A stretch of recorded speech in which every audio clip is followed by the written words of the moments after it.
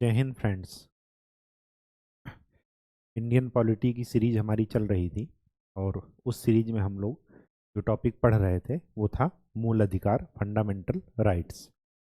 Fundamental rights में हम लोगों ने ये देखा कि सबसे पहले आर्टिकल 14 देखा, जिसमें कि समता का अधिकार था, आर्टिकल 14 से आर्टिकल 18 तक। फिर उसके बाद स्वतंत्रता का अधिकार देखा, आर्टिकल 19 से 22। फिर उसके बाद देखा धर्म की स्वतंत्रता, शोषण के विरुद्ध अधिकार, और वो ये था कि आर्टिकल 23 से 24। फिर उसके बाद धर्म की स्वतंत्रता का अधिकार देखा, आर्टिकल 25 से 28। और फिर हम लोगों ने देखा अल्पसंख्यकों के लिए भाषा, संस्कृति और अल्प शिक्षण संस्थानों का अधिकार, वो था आर्टिकल 29 और 30। फिर हमने एक देखा संवैधानिक उपचारों का अधिकार। संवैधानिक उपचारों का अधिकार आर्टिकल 32 में है और ये अपने आप में क्या है, मूल अधिकार। आर्टिकल 32 में हमने ये भी देखा था कि सुप्रीम कोर्ट 5 प्रकार की रिट जारी करता है और उन रिट्स में पहला है बंदी प्रत्यक्षीकरण, हैबियस कॉर्पस जिसे कहते हैं। उसके बाद है परमादेश, फिर है प्रतिषेध, फिर है उत्प्रेषण, और फिर है अधिकार प्रच्छा, को वारंटो। प्रतिषेध और उत्प्रेरण में आपको ये ध्यान में रखना है कि प्रतिषेध ये है कि प्रतिषेध और उत्प्रेरण दो की दोनों ये न्यायिक और अर्ध न्यायिक संस्थाओं के लिए जारी किए जाते हैं, ठीक है, क्योंकि ये कोर्ट से संबंधित है। प्रतिषेध में क्या है कि कोर्ट ने अभी सुनवाई नहीं की, लोअर कोर्ट ने, फिर उसको मना कर दिया गया कि आपके अधिकार क्षेत्र का ये मामला नहीं है, आप हायर कोर्ट में इसको भेजिए, तो ये होता प्रतिषेध।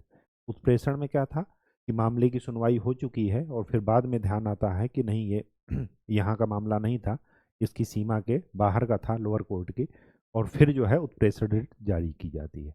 उत्प्रेषण रिट और प्रतिषेध रिट में ये ध्यान में रखना है आपको कि उत्प्रेषण रिट वो केवल वो विधायी और प्रशासनिक दोनों मामलों में जारी की जाती है, लेकिन प्रतिषेध वाली केवल और केवल न्यायिक मामलों में ही जारी की जाती है, प्रशासनिक मामलों में नहीं जारी की जाती।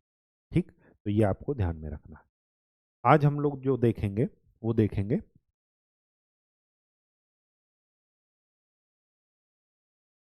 सबसे पहले तो ये देखेंगे, क्या देखा जाए, आर्टिकल 33।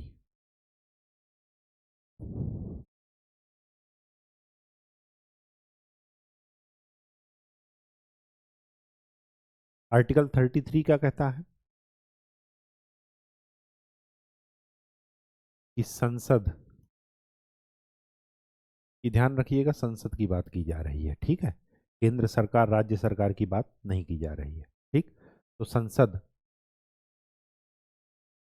पुलिस सेवा में जो लोग हैं, गुप्तचर विभाग में जो हैं,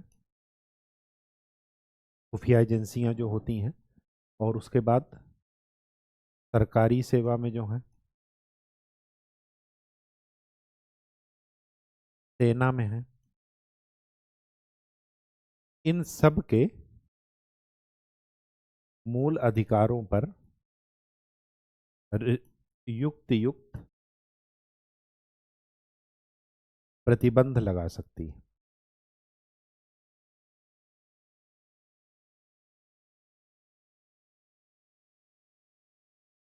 ऐसा इस वजह से किया जाता है, एक तो देश की सुरक्षा के लिए। अब किसी के पास खुफिया जानकारी है, अगर वो चाहेगा कि हमारे पास वाक्य में व्यक्ति की स्वतंत्रता है, तो वो क्या चाहेगा कि वो जो है अगर पेपर में या लिखित या मौखिक रूप में अगर उन्होंने गुप्त खुफिया जानकारी बाकी लोगों को दे दी, तो उससे क्या होगा, देश की सुरक्षा खतरे में पड़ जाएगी। दूसरी बात, एक तो देश की सुरक्षा मेंटेन करने के लिए, और दूसरी बात ये थी, जैसे पुलिस पर क्यों लगाया जाता है, लोक व्यवस्था के लिए, ताकि लोक व्यवस्था मेंटेन रहे, पब्लिक ऑर्डर। तीसरी बात, अनुशासन, सेना में क्या है, अनुशासन, इसलिए इसको लगाया जाता है। तो आपको ये ध्यान में रखना, आर्टिकल 33 इनसे रिलेटेड है और इसका अधिकार किसको है, संसद को। तो इसके लिए क्या किया गया, तरह तरह के कानून बनाए गए, जैसे सेना अधिनियम बनाया गया 1950। इसी तरह नौसेना अधिनियम भी 1950 बनाया गया, वायुसेना अधिनियम भी 1950 बनाया गया। तो ये सारे एक्ट बनाए गए, लेकिन ये किसके द्वारा बनाए गए? संसद के द्वारा। तो आर्टिकल 33 में आपको ये ध्यान में रखना है कि क्या है, किससे संबंधित आर्टिकल है। इसके बाद आपको ध्यान में रखना है आर्टिकल 34। आर्टिकल 34 क्या कहता है कि जहां पर सैन्य शासन हो, सैन्य शासन हो, वहां पर मूल अधिकारों का निलंबन रहता है, मतलब मूल अधिकार लागू नहीं होते। ठीक। सैन्य शासन का मतलब क्या हुआ? कोर्ट,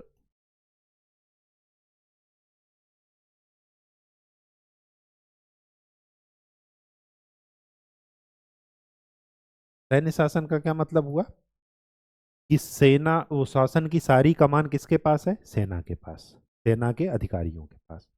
और इससे सबसे ज्यादा विवादित आप लोगों ने सुना होगा एक एक्ट, जिसको बोलते हैं AFSPA, armed forces special powers act. ठीक है, सैन्य बल विशेष शक्ति अधिनियम, ये बना है 1958 में। ठीक। ये लगता कहाँ है? राष्ट्रपति या राज्य के राज्यपाल अगर ये रिटन में रिकमेंडेशन देते हैं कि यहाँ पर इस राज्य में लॉ एंड ऑर्डर मेंटेन करने के लिए इस एक्ट को लगाना है, तभी वो लगता है, अदरवाइज नहीं लगता। तो इनके रिकमेंडेशन के आधार पर लगता है, लिखित आदेश पर। सबसे पहले ये लगा था J&K। ठीक। J&K, फिर पंजाब।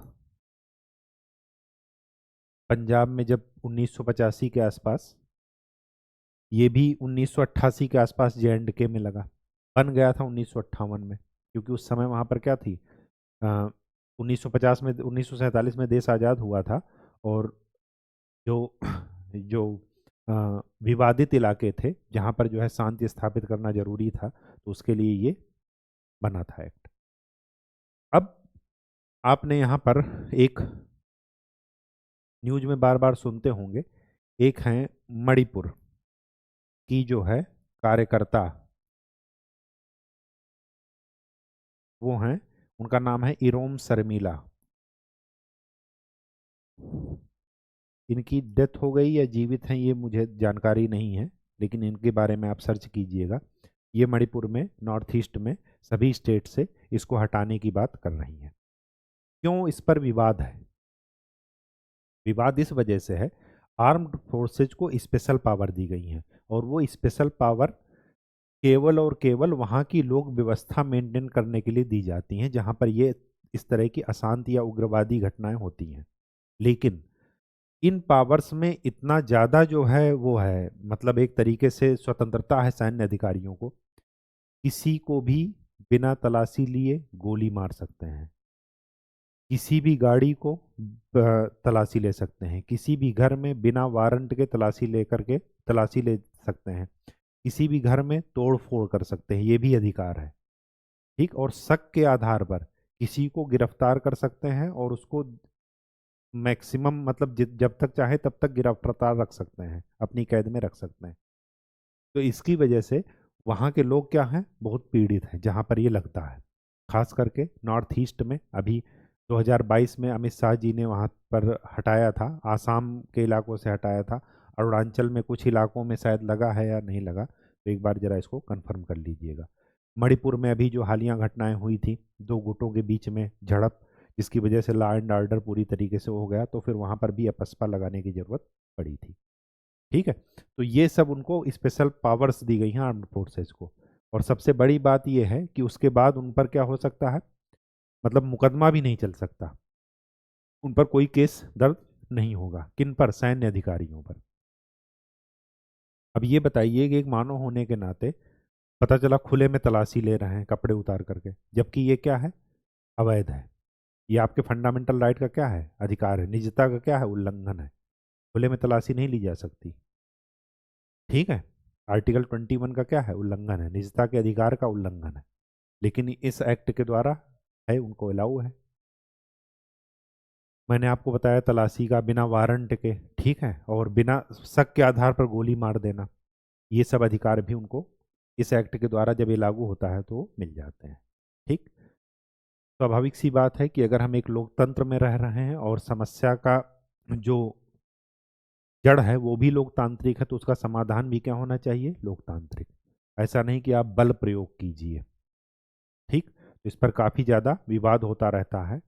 तो सुप्रीम कोर्ट भी कहता है कि हाँ, ये जो है ये एक्ट है, तो लेकिन इनके आधार पर इस एक्ट के लागू होने के बाद जो सिविल अधिकारों का दमन होता है, नागरिकों को जो दिक्कत होती है, तो उसके बाद जो है आप इस पर क्या कीजिए, इन सैन्य अधिकारियों पर मुकदमा भी चलाइए, जिससे ये पता चले कि कौन से जो है बेगुनाह लोगों को जो है इन्होंने वो क्या किया था, प्रताड़ित किया था, उनका क्या किया था, शोषण किया था। महिलाओं बच्चों का शोषण होता है, ठीक है, केवल और केवल किस आधार पर, कि शांति वहां पर मेंटेन करने के लिए। ठीक है, तो इस एक्ट का जरा ध्यान रखिएगा। ये एक्ट जहाँ पर लागू हो जाता है वहाँ पर फंडामेंटल राइट अपने आप क्या हो जाते हैं, निलंबित हो जाते हैं। और ये किससे आता है, आर्टिकल 34। तो आर्टिकल 34 क्या कहता है कि जहाँ पर भी सैन्य शासन लागू होगा, मिलिट्री रूल, वहाँ पर क्या होगा, इसको मार्शल लॉ भी बोलते हैं।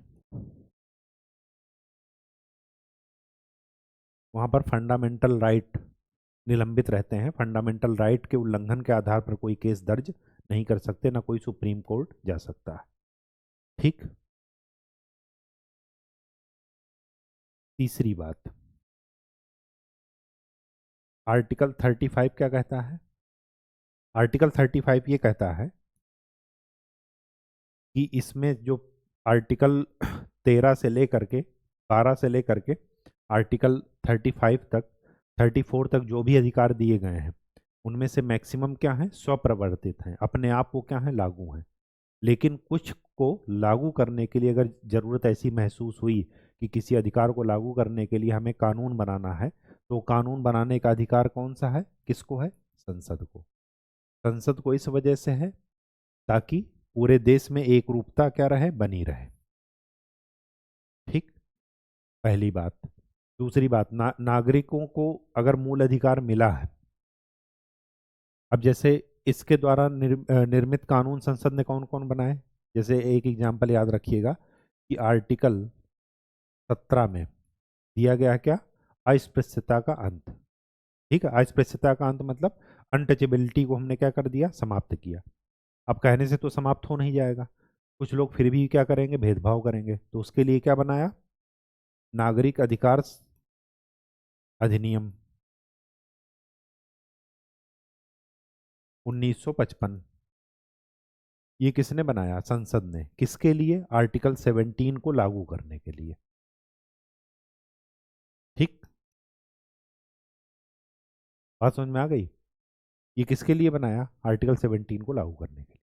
तो याद रखिएगा आर्टिकल 35 में क्या कहता है कि मूल अधिकार वाले चैप्टर में भाग 3 में जो भी अधिकार दिए गए हैं वो अपने आप क्या हैं, स्वप्रवर्तित हैं। लेकिन अगर सरकार को जरूरत पड़ी कि हमें इन कानूनों को लागू करना है, अभी ये ठीक तरीके से लागू नहीं है, तो संसद क्या कर सकती है, कानून बनाएगी। वो कानून बनाने का अधिकार किसको है, उससे संबंधित संसद को। राज्य विधानमंडल को नहीं है, केंद्र सरकार के पास नहीं है, राष्ट्रपति के पास नहीं है। ठीक, राष्ट्रपति जब अधिनियम बन जाएगा, जब वो एक्ट पास हो जाएगा, जब राष्ट्रपति साइन कर देंगे तब वो अधिनियम बनेगा। लेकिन राष्ट्रपति डायरेक्ट आदेश के माध्यम से इसको लागू नहीं कर सकते, ये अधिकार किसको है, संसद को। ठीक, तो आर्टिकल 35 ये था। अब हमारे पास एक अधिकार बचा है जो कि पहले मूल अधिकार था और अब वो क्या बन गया है, कानूनी अधिकार, वो है संपत्ति का अधिकार। तो चलिए देख लेते हैं संपत्ति का अधिकार। और सबसे पहले हेडिंग जो डालते हैं वो ये है कि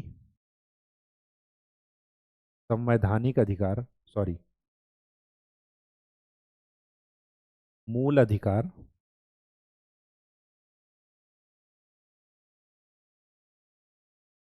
और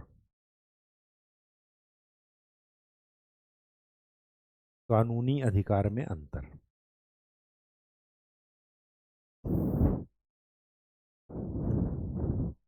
सबसे पहले ये डाल लीजिए, क्या difference between fundamental rights and legal rights.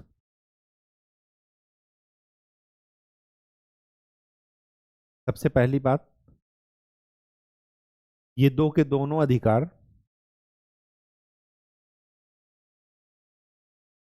कानून द्वारा संरक्षित एंड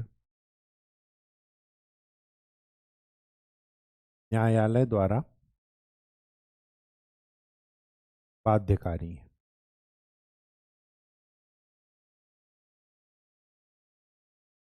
मतलब उल्लंघन होने पर क्या हो सकता है, आप केस कर सकते हैं कि हमारे इस अधिकार का उल्लंघन हुआ है, और न्यायालय आपको क्या करेगा, उस चीज को लागू करेगा, आपके अधिकारों को। ठीक, ये दो के दोनों अधिकार में ये चीज वैलिड है। लेकिन मूल अधिकार और कानूनी अधिकार में अंतर क्या है? मूल अंतर, मूल अधिकार में अगर आपको संशोधन करना है तो यहां पर आपको संविधान संशोधन करके ही संशोधन हो सकता है। संविधान संशोधन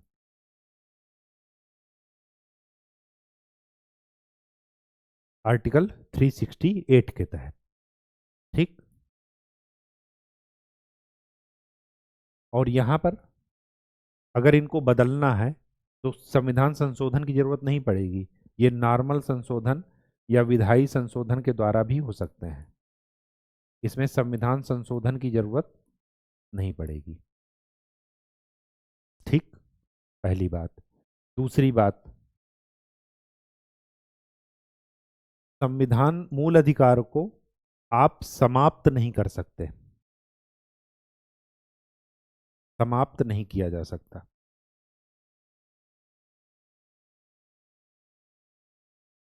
इसको आप समाप्त कर सकते हैं।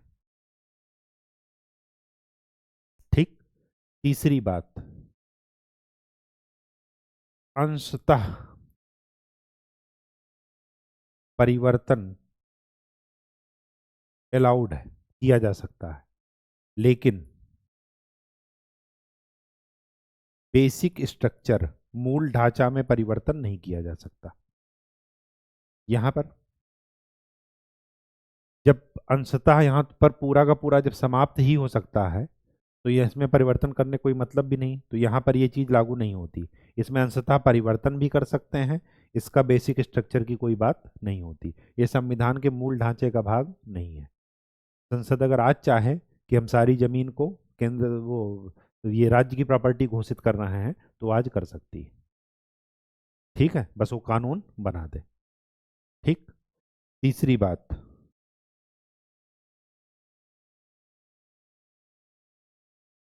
आर्टिकल 2021 इनको किसी भी हाल में निलंबित नहीं किया जा सकता। 20 क्या है? दोष सिद्धि के संबंध में संरक्षण का अधिकार, और 21 क्या है? जीवन का अधिकार। निलंबित नहीं किया जा सकता, मतलब आप इनको नहीं छीन सकते किसी भी हालत में, चाहे आपके पास राष्ट्रीय आपातकाल हो, चाहे राष्ट्रपति शासन हो, कुछ भी हो, लेकिन यहां पर इसको छीना जा सकता है। तो ये अंतर है दोनों में। संपत्ति का अधिकार पहले मूल अधिकार था, तो मूल अधिकार था तो स्वाभाविक सी बात है कि जैसे ही संपत्ति किसी की ली जाएगी तो वो कहाँ जाएगा? Supreme court. एक चीज और आपको बता दें इसमें, हाँ अभी याद आ गया सुप्रीम कोर्ट से, कि अगर इनका उल्लंघन होता है तो आप डायरेक्ट सीधे सुप्रीम कोर्ट जा सकते हैं। लेकिन यहाँ पर आप पहले लोअर कोर्ट जाएंगे, फिर हाई कोर्ट जाएंगे, फिर सुप्रीम कोर्ट। आप डायरेक्ट सुप्रीम कोर्ट नहीं जा सकते, आप डायरेक्ट हाई कोर्ट तो जा सकते हैं, किसके तहत? आपको याद होगा आर्टिकल 226 के तहत। आर्टिकल 226 में क्या है कि हाई कोर्ट रिट जारी करने का अधिकार है, मूल अधिकार के अलावा भी किसी भी अधिकार के लिए वो रिट जारी कर सकता है हाई कोर्ट। लेकिन सुप्रीम कोर्ट क्या है, केवल और केवल मूल अधिकार के लिए ही रिट जारी कर सकता है। ये बहुत बड़ी बात है, ध्यान रखिएगा। ठीक, इसी वजह से कहा जाता है सुप्रीम कोर्ट का न्यायिक अधिकार क्षेत्र हाई कोर्ट की तुलना में क्या है, कम है, उच्च न्यायालय की तुलना में क्या है, कम है। ठीक है, ये हम लोग पिछले लेक्चर में पढ़ चुके हैं। ठीक, तो ये चीज़ें जरा ध्यान में रखिएगा। अब चलते हैं संपत्ति का अधिकार।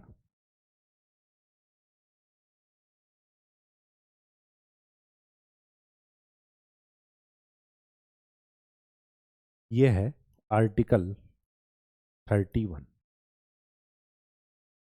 ठीक, ये पहले क्या था, मूल अधिकार। आज के ज़माने में मूल अधिकार नहीं है, इसको क्या बना दिया गया है, लीगल राइट, कानूनी अधिकार, भाग 12 आर्टिकल 300 के तहत ये क्या बन गया है, कानूनी अधिकार।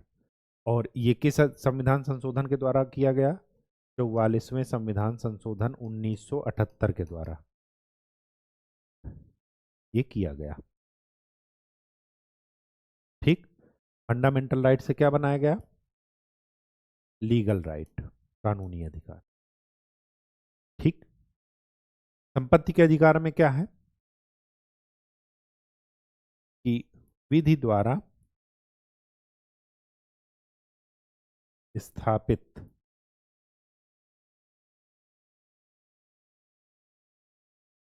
प्रक्रिया के अतिरिक्त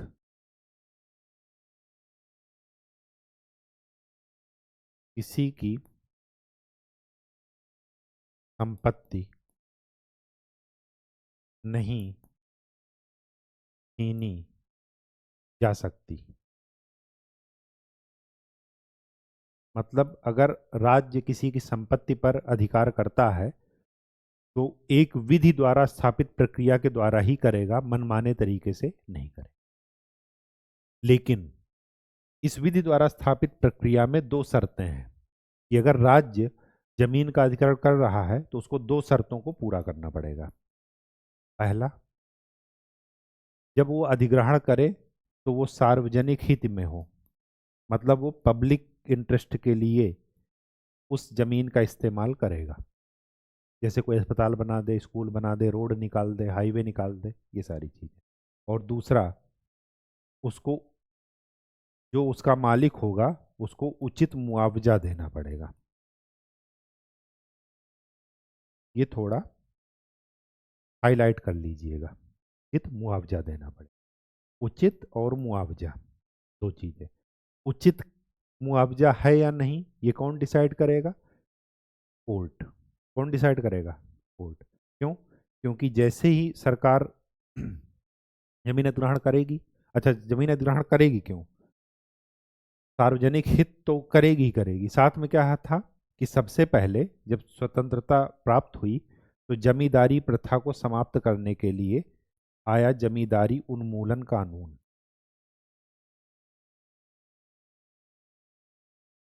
और इसके द्वारा क्या था कि जो बड़े बड़े जमींदार थे जिनके पास एक सीमा से जो हदबंदी की सीमा थी, उससे ज़्यादा अगर जमीन किसी के पास है तो उसको सरकार अपने कब्जे में ले करके भूमिहीन को देती थी, बांटती थी, ताकि समाज में क्या हो, सामाजिक और आर्थिक समानता हो। ठीक है, नीति निर्देशक तत्व में ये कहा गया था, सामाजिक और आर्थिक स्वतंत्रता की बात। अब यहाँ पर क्या हुआ कि जैसे ही जमीन छीने तो जमीन क्या था, संपत्ति का अधिकार क्या था, मूल अधिकार। तो ये कहाँ चले गए, सीधे सुप्रीम कोर्ट। सुप्रीम कोर्ट में चले गए तो आया आर्टिकल 31A। आर्टिकल 31A क्या क्या कहता है कि कृषि, जमींदार लोग कृषि कराते थे, अगर उनके पास हदबंदी से जितनी सीलिंग सरकार ने लगाई है कि एक व्यक्ति के पास इतनी जमीन होनी चाहिए, उससे ज़्यादा जमीन है चाहे वो कृषि करते रहें, सरकार उसको अपने कब्जे में ले लेगी। कहीं से खनन हो रहा हो तो भी सरकार अपने कब्जे में ले लेगी। इन सब चीज़ों के लिए क्या कर सकती है सरकार? अधिग्रहण, संपत्ति का अधिग्रहण कर सकती है।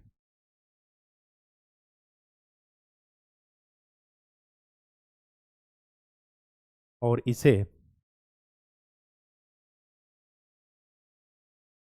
मूल अधिकार का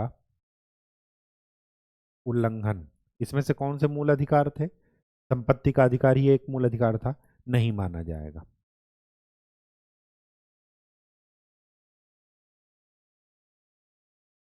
ठीक, ये आर्टिकल 31A कह रहा।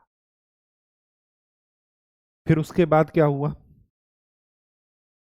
आर्टिकल 32B आया। इसके तहत क्या कहा गया? इसके तहत संविधान में 9th शेड्यूल जोड़ी गई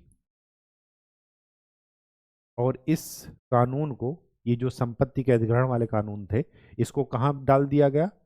9th शेड्यूल में। 9वीं अनुसूची, मैंने आपको बताया था कि 9वीं अनुसूची में वो विषय डाले जाते हैं जिन पर सुनवाई का अधिकार उच्चतम न्यायालय को मना किया गया है कि उच्चतम न्यायालय उस पर सुनवाई नहीं कर सकता। संसद के द्वारा ये रोक लगाई गई थी।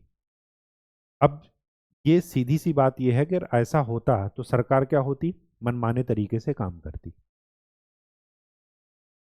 ठीक। अब जब उचित मुआवजा के लिए बार बार कोर्ट गए, यहाँ पर 9th शेड्यूल में सब्जेक्ट डाल दिया गया कि आप बार बार कोर्ट ना जाएं उचित मुआवजे के लिए, तो उचित मुआवजे को किससे रिप्लेस कर दिया गया? राशि से। मुआवजा हटा करके क्या वर्ड लिख दिया गया? राशि से। और ये क्या किया गया? चौथे संविधान संशोधन के द्वारा, 4th कॉन्स्टिट्यूशनल अमेंडमेंट के द्वारा। ठीक। तो 32B से क्या हुआ? 9th शेड्यूल में इस मैटर को, जमींदारी उन्मूलन वाले को, अधिनियम को डाला गया ताकि लोग कोर्ट ना जाएं, और कोर्ट अगर जाएं भी तो सरकार वहां पर ये कहे कि 9th शेड्यूल में हमने डाला, इसका मतलब कि आप इस पर सुनवाई नहीं कर सकते। ठीक। फिर आया 32C। ये क्या कह रहा था? 32, सॉरी, 31B और 31C, 32 नहीं, 31B और 31C क्या कहता है कि जब भी सरकार 39B और 39C के तहत इनके उद्देश्यों को पूरा करने के लिए कोई कानून लाएगी तो वहां से आर्टिकल 14 और 19 ये खत्म हो जाएंगे। मतलब आर्टिकल 14 और 19 के आधार पर इन उद्देश्यों के द्वारा को पूरा करने के लिए जो कानून लाया गया है, वो इनके आधार पर आप चुनौती नहीं दे सकते। आप ये नहीं कह सकते कि आर्टिकल 14 का उल्लंघन हो रहा और आर्टिकल 19 का उल्लंघन हो रहा। इसमें क्या है? राज्य के नीति निर्देशक तत्व। और 39B 39C में क्या है? 39 में क्या कहा गया है कि सभी को न्याय दिलाने की बात, जो वंचित लोगों हैं उनको क्या करना है? सरकार निःशुल्क न्याय व्यवस्था के लिए सहायता करेगी। ठीक। तो कोई ये नहीं कह सकता कि ये समानता के अधिकार का उल्लंघन है। क्यों? क्योंकि वो वंचित वर्ग हैं। जैसे महिलाएं हो गए, बच्चे हो गए, अनुसूचित जाति और जनजाति के सदस्य, उनके पास इतना पैसा नहीं है कि वो एक महंगे वकील को करके अपना केस लड़ सके। इसके लिए क्या है? सरकार उनको वकील देगी। ठीक। तो इन उद्देश्यों को पूरा करने के लिए जब भी होगा, जब भी कोई कानून आएगा तो कोई आदमी ये नहीं कह सकता कि हमारे 14, आर्टिकल 14 और 19 का क्या है? उल्लंघन हो रहा है फंडामेंटल राइट का। ठीक। ये कब आया? ये आया 25वें संविधान संशोधन से। 24वें 25वां संविधान संशोधन, ये सब इसी से रिलेटेड है। फिर 26वां संविधान संशोधन होता है। 26वें संविधान संशोधन से प्रीवी पर्स समाप्त किया गया। प्रीवी पर्स क्या था? जो पहले के राजा महाराजा थे उनको क्या सरकार देती थी? एक पेंशन देती थी, एक निश्चित राशि साल में देती थी, साल में या महीने में। तो वो क्या कर दिया गया, समाप्त कर दिया गया। मतलब राजा महाराजा का स्टेटस अब सब खत्म। और ये जैसे ही समाप्त हुआ, आप देखेंगे राजस्थान में जा करके कि जो जोधपुर, उदयपुर, ये सब क्या है राजस्थान में, जो भी वहाँ पर किले हैं राजा महाराजा के, उनको क्या कर दिया गया, विरासत होटल में उन्होंने अपने महलों को चेंज कर लिया। जहाँ पर पहले राजा महाराजा बैठकर खाना खाते थे, डांस देखते थे, वहाँ पर आप आज जा करके पे कीजिए किराया और अपना आराम से वहाँ पर राजा महाराजा के सिंहासन पर बैठकर खाना खाइए और आराम से क्या कीजिए, आप भी डांस देखिए वहाँ पर। ठीक। तो ये क्या है, 26 कॉन्स्टिट्यूशनल अमेंडमेंट के द्वारा ये समाप्त किया गया। 42 कॉन्स्टिट्यूशनल अमेंडमेंट में ये कहा गया कि जो भी ये कानून आएंगे वो पूरे मूल अधिकार पर क्या करेंगे, अपना वर्चस्व दिखाएंगे। मतलब कोई ना तो आर्टिकल 14, ना 15, ना 16, ना 18, ना 17, ना 22, ना 23 किसी के आधार पर उसको चुनौती नहीं दी जा सकती। फिर आया 44th, ये 1976 में आया, ये 1978 में। इसमें क्या किया सुप्रीम कोर्ट ने, इसने इसके पॉइंट को 25 वाले को वैलिड माना। मतलब इसके द्वारा जो भी जो है कानून बनाए जाएंगे वो 14 और 19 पर ही क्या होंगे, डोमिनेट करेंगे, बाकी मूल अधिकार क्या रहेंगे, डोमिनेट करेंगे बाकी उस पर। ठीक। लेकिन इसके द्वारा क्या किया गया कि फंडामेंटल राइट से उठा करके इसको किस में बना दिया गया, लीगल राइट में। ठीक। संपत्ति के अधिकार को बहुत ज्यादा विवाद हो रहा। ठीक। नेक्स्ट हेडिंग डालिए, न्यायपालिका द्वारा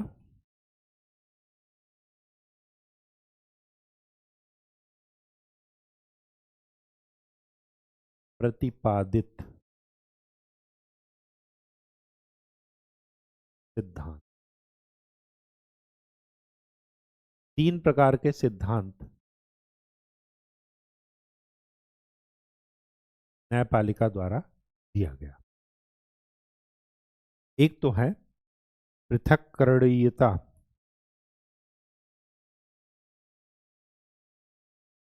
पृथक्करणीयता का सिद्धांत, प्रिंसिपल ऑफ सेपरेबिलिटी।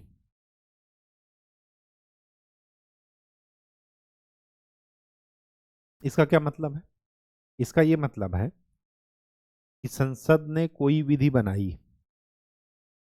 कोई भी कानून संसद ने बनाया, और सपोज वो कानून क्या कर रहा है, किसी मूल अधिकार का उल्लंघन कर रहा है, तो सेपरेबिलिटी का सिद्धांत क्या कहता है कि उसका जो प्रोविजन, सपोज उसमें 10 प्रोविजन है और 10 प्रोविजन में से 2 प्रोविजन क्या कर रहे हैं, मूल अधिकार का उल्लंघन कर रहे हैं, तो वो 2 प्रोविजन हटा करके बाकी सारी विधि क्या होगी, मान्य होगी।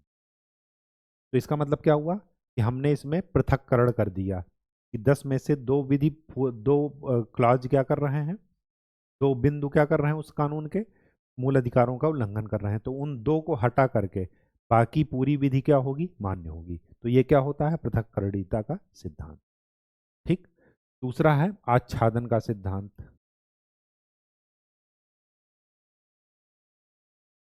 आच्छादन का सिद्धांत, प्रिंसिपल ऑफ एक्लिप्स। ठीक। आच्छादन के सिद्धांत में क्या कहते हैं कि अगर स्वतंत्रता से पहले की कोई विधि है और स्वतंत्रता से पहले की विधि जो है वो क्या कर रही है, मूल अधिकारों का उल्लंघन कर रही है। ठीक। आच्छादन के सिद्धांत में क्या है, स्वतंत्रता के पहले की विधि वो मूल अधिकारों का क्या कर रही है, उल्लंघन कर रही है। तो आच्छादन के सिद्धांत में सुप्रीम कोर्ट ने क्या कहा कि इस समय मतलब स्वतंत्रता के बाद ये वाली विधि क्या हो जाएगी, अमान्य हो जाएगी, और फंडामेंटल राइट इसको क्या कर लेगा, ढक लेगा, आच्छादन कर लेगा। जैसे ही फंडामेंटल राइट वहां से हटा तो ये विधि वापस से क्या हो जाएगी, जीवित हो जाएगी। ठीक। और ये कब हटेगा, जब वही राष्ट्रपति शासन और ये सब लागू होते हैं तब। निलंबित उसी समय होता है। ठीक है, तो ये होता है आच्छादन का सिद्धांत। और दूसरा होता है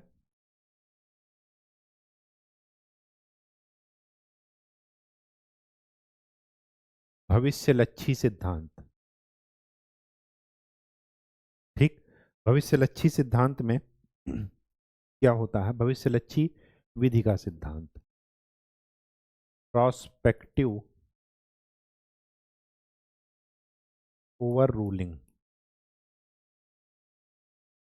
इसमें क्या है, इसमें ये है, ये दिया गया कि जब से ये दिया गया केशवानंद भारती वाला मामला, केशवानंद भारती केस का डिसीजन कब आया था, मैंने आपको याद बताया था ये डेट 24 अप्रैल 1973। ये भारतीय इतिहास की सबसे इम्पॉर्टेंट डेट है। 24 अप्रैल 1973 वाले डेट में सुप्रीम कोर्ट ने क्या कहा कि इस डेट के पहले जो भी मूल अधिकार में संशोधन कर लिया संसद ने उसको हम नहीं देखेंगे, लेकिन इसके बाद जो भी होगा वो क्या होगा हम डिसाइड करेंगे। बात समझ में आ गई? मतलब इस डेट के पहले जो भी संशोधन हुए उसको हम नहीं देख रहे हैं, पूरा गड़े मुर्दे हम नहीं उखाड़ेंगे। लेकिन इसके बाद क्या है, इसके बाद जो भी संशोधन होगा, जो भी संसद करेगी संविधान के साथ छेड़खानी, उसको हम क्या करेंगे, ऑब्जर्व करेंगे और फिर हम अपना डिसीजन देंगे। इसी के द्वारा ये जो केशवानंद भारती वाला केस है, इसी का जो डिसीजन है, इसी में ये जो क्या कहते हैं उसे, आपने ये पढ़ा है, अभी मैंने बताया था, चौथा संविधान संशोधन कहाँ है, ये चौथा संविधान संशोधन के द्वारा मुआवजे को राशि में बदल दिया गया और साथ में ये भी कहा गया, क्या कहा गया, चौथे नहीं 25वें संविधान संशोधन के द्वारा ये राशि में बदला गया था और चौथे में ये कहा गया था कि सुप्रीम कोर्ट को सुनवाई का अधिकार नहीं है, मतलब न्यायालय को। तो सुप्रीम कोर्ट ने इसको भी क्या कर दिया था, इनवैलिड घोषित कर दिया था, फोर्थ संविधान संशोधन।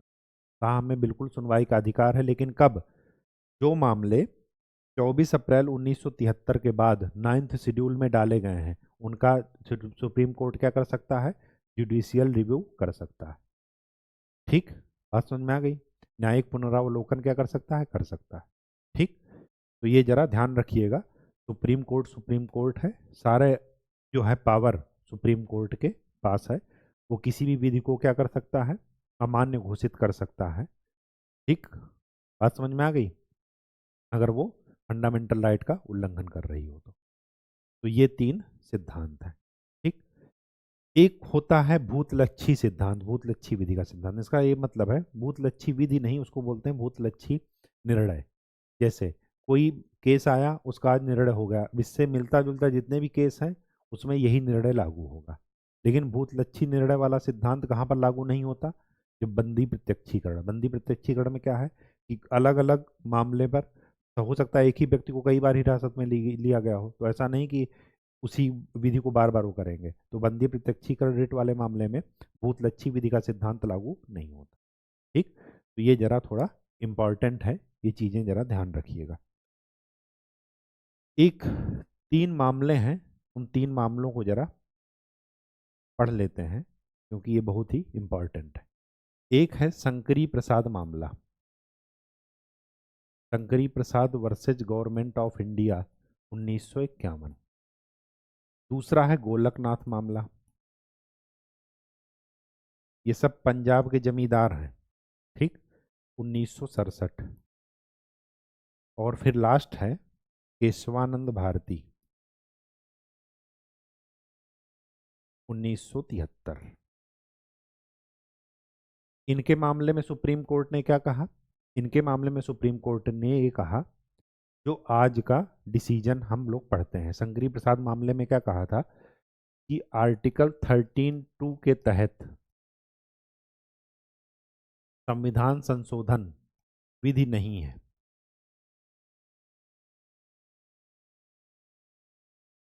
पहली बात तो ये कहा। दूसरी बात, संसद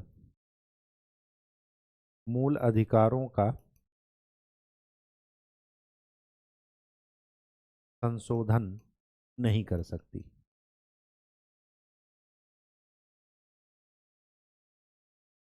अब ध्यान से देखिए, 1947 में देश आज़ाद हुआ, जमींदारी उन्मूलन कानून लाए, शंकरी प्रसाद मामला, शंकरी प्रसाद जी गए वहां पर सुप्रीम कोर्ट में, और सुप्रीम कोर्ट ने इनको इनके पक्ष में निर्णय दे दिया। जमींदारी उन्मूलन कानून लागू हो पाएगा? कभी नहीं लागू हो सकता। अब यहाँ से सुप्रीम कोर्ट और सरकार में लड़ाई चालू होती है। दोनों एक दूसरे पर हावी होना चाह रहे हैं। सरकार का ये है कि हम सामाजिक आर्थिक लोकतंत्र देकर रहेंगे, और सुप्रीम कोर्ट ये कह रहा है कि वो लोगों का क्या है, मूल अधिकार है। गोलकनाथ मामले में उस समय देश शुरू शुरू में आज़ाद हुआ था। यहाँ पर नेहरू जी दो अपना कार्यकाल पूरा कर लिए थे, चाइना से युद्ध हो चुका था, और इसी समय के आसपास नेहरू जी की डेथ भी हुई थी। ठीक, 1962 चाइना युद्ध के बाद 1965 में वो लाल बहादुर शास्त्री जी प्राइम मिनिस्टर बने थे, और उसके बाद ये वो दौर था जब सरकार क्या थी, थोड़ी कमजोर हो रही थी, और सुप्रीम कोर्ट क्या था, हावी हो रहा था। गोलकनाथ मामले में क्या हुआ, इसको पलट दिया गया। मतलब ये सरकार कर सकती है, मतलब ये विधि में गिना जाएगा। और दूसरी बात, संविधान का वो फंडामेंटल राइट का संशोधन क्या कर सकती है, सरकार कर सकती है। ठीक। अच्छा, आपको एक चीज़ और बता दें, ये जो संशोधन है, ये आर्टिकल 368 के तहत है। ये सरकार की संवैधानिक एक तरीके से पावर है, संविधान संशोधन करना। और एक होता है विधायी पावर। विधायी पावर मतलब कानून बनाना, संशोधन ना करना। ठीक, तो यहाँ पर क्या है, संवैधानिक विधि का इस्तेमाल किया गया फंडामेंटल राइट के संशोधन के मामले में। मतलब यहाँ पर संवैधानिक विधि ही जो है क्या कर सकती है, संविधान संशोधन कर सकती है। ठीक है, विधायी वाले मामले में नहीं। मतलब विधायी मतलब कानून बना करके आप मूल अधिकार नहीं छीन सकते, संविधान संशोधन करके ही छीन सकते हैं। इसके डिसीजन को यहाँ पर पलट दिया गया गोलकनाथ वाले मामले में। केशवानंद भारती में फिर इसको भी पलट दिया गया। तो उल्टे का उल्टा क्या होता है, सीधा, तो वापस से यही दोनों क्या हो गए, यहाँ पर आ गए। यहाँ पर एक मूल बात क्या थी कि ये दो तो थे ही, साथ में ये कहा गया कि संसद फंडामेंटल राइट का संशोधन कर सकती है, लेकिन बेसिक स्ट्रक्चर, मूल ढांचे को चेंज नहीं कर सकती। और मूल ढांचा क्या है, ये सुप्रीम कोर्ट बताएगा, न्यायपालिका बताएगी समय समय पर, परिवर्तित नहीं कर सकती। ये बहुत इंपॉर्टेंट बात है कि सुप्रीम कोर्ट ने गेंद अपने पाले में रखा, और उन्होंने ये कहा कि आप संविधान संशोधन कर सकते हैं, लेकिन संविधान के बेसिक स्ट्रक्चर को चेंज नहीं कर सकते। मूल अधिकार संविधान का बेसिक स्ट्रक्चर का भाग है। ठीक, बात समझ में आ गई। लेकिन यहाँ पर सुप्रीम कोर्ट ने ये करके सही किया, और यही लड़ाई के बाद 1978 में क्या किया, जब संपत्ति के अधिकार को कानूनी अधिकार बदला मूल अधिकार से, तो उस समय सुप्रीम कोर्ट ने आगे सुनवाई करके उसको सही माना कि अगर हम ये नहीं करेंगे तो सरकार का सामाजिक और आर्थिक लोकतंत्र का सपना, डीपीएसपी का सपना, राज्य के राज्य के नीति निर्देशक तत्वों का सपना, वो क्या हो जाएगा, फुलफिल नहीं हो पाएगा। ठीक, आज के लोकतंत्र में ध्यान रखिएगा, लोकतंत्र वही है जिसमें नागरिकों को अधिकार है, और अधिकार का क्या हो रहा है, विस्तार हो रहा है। ठीक है, राज्य के पास असीमित शक्ति ना होकर के राज्य के पास सीमित शक्ति है। राज्य रीजनेबल रिस्ट्रिक्शंस लगा सकता है, लेकिन वो रिस्ट्रिक्शंस रीजनेबल हो, तार्किक हो, अतार्किक नहीं। तो ये ध्यान रखिएगा। मूल अधिकारों की आलोचना भी होती है कि ये केवल क्या है, इसमें प्रतिबंध ज़्यादा है, लेकिन ऐसा नहीं है। ठीक है, प्रतिबंध जरूरी है लोग लॉ एंड ऑर्डर मेंटेन करने के लिए, लोक व्यवस्था, स्वास्थ्य के लिए। अगर स्वास्थ्य के लिए नहीं वो करेगा तो पता चला कोई आजीवन क्या कर रहा है, मतलब आमरण क्या रख रहा है, व्रत ही रख रहा है। धर्म के नाम पर वो क्या करेंगे, उपद्रव फैलाएंगे।